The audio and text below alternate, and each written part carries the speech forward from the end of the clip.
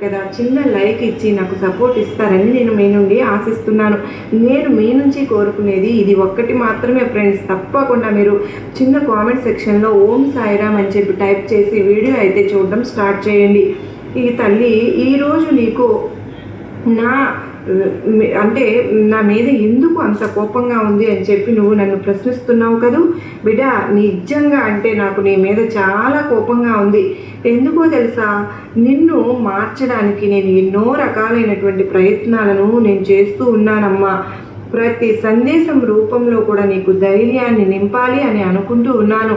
ధైర్యే లక్ష్మి, ప్రతి మనిషికి కూడా ఒక కాన్ఫిడెన్స్ ఉండాలి అని చెప్పి చెప్తూ వస్తూ ఉన్నాను. అయినప్పటికీ కూడాను నువ్వు ఎక్కడికక్కడ కూడా ఎటువంటి కాన్ఫిడెన్స్ అనేది నీలో లేకుండా కృంగిపోతూ ఉంటే అంటే ఒక తండ్రిగా నా బిడ్డ ఆవేదనను నేను చూడలేకపోతున్నాను తల్లి.